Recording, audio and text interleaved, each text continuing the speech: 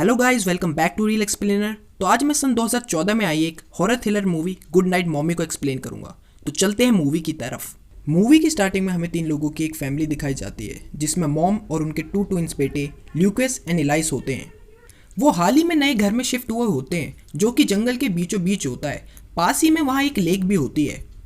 Lucas और इलाइस की mom पहले एक क्वायर में गाती थी और उसकी एक मेंबर भी थी, जो कि लोकल टीवी में काफ़ी मशहूर हुआ करती थी। एक दिन दोनों बच्चे हाइड एंड सीक खेल रहे होते हैं कि तभी उनकी मॉम घर आ जाती है। दोनों मॉम को घर आता देख मॉम के पास मिलने आते हैं और पाते हैं कि उनकी मॉम का पूरा फेस बैंडेजेस और कॉटन से ढका होता है।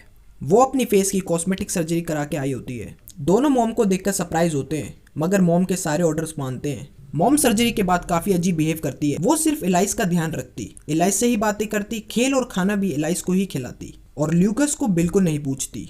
क्योंकि अभी मॉम की सर्जरी हुई थी, मेडिसिन की वजह से वो काफ़ी एग्रेसिव हो गई थी, इसलिए वो कुछ नए रूल्स बनाती है।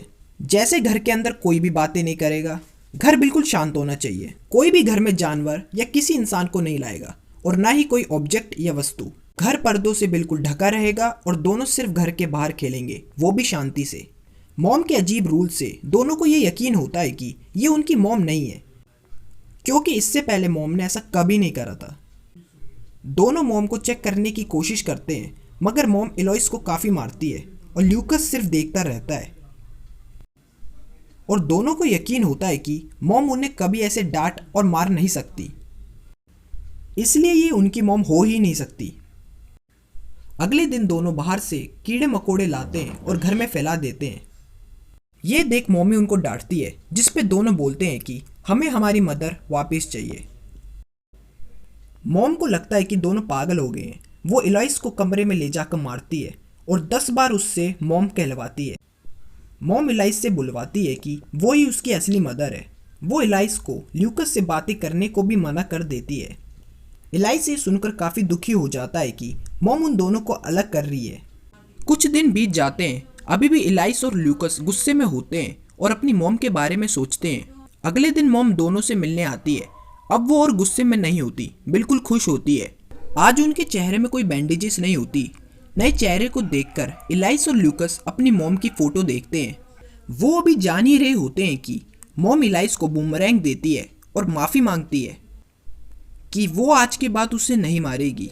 इलाइस मॉम से बाहर खेलने के लिए परमिशन मांगता है कि वो बूमरैंग बाहर खेल सकता है कि नहीं।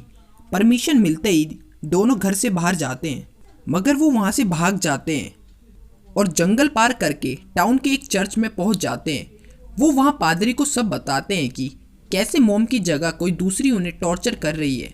पादरी ये सुनकर उनको पुलिस स्टेशन अपने साथ चलने को कहता है, मगर रास्ते में ही वो वापस दोनों को घर ले आते हैं। वो उनकी मॉम से इस बारे में पूछता है, मगर मॉम हवा में ही बात करती है और बताती है कि डाइवोर्स के बाद काफ़ी चीज़ें बदल गई हैं। मॉम बाद में घर के अंदर आती है, मगर काफ़ी देर ढूंढने के बाद वो चक्कर से गिर जाती है और सो जाती है। अगले दिन हम मॉम को रस्सी से बेड पे बंधा पाते हैं।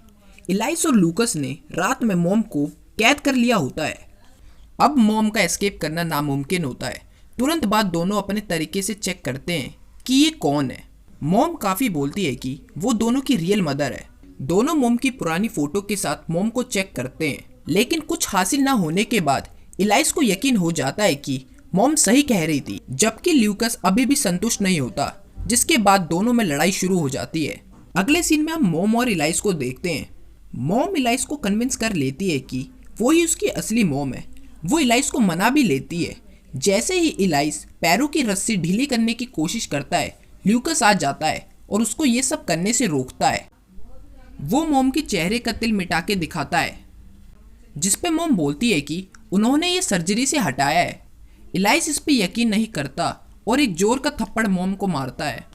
वो दोनों मॉम को अलग अलग तरीके से टॉर्चर करते हैं, कभी सन रे से जला के तो कभी होठों को काट के। होठ कटने की वजह से बेडशीट गंदी हो जाती है। इलाइस मॉम को बेडशीट चेंज करने का ऑर्डर देता है।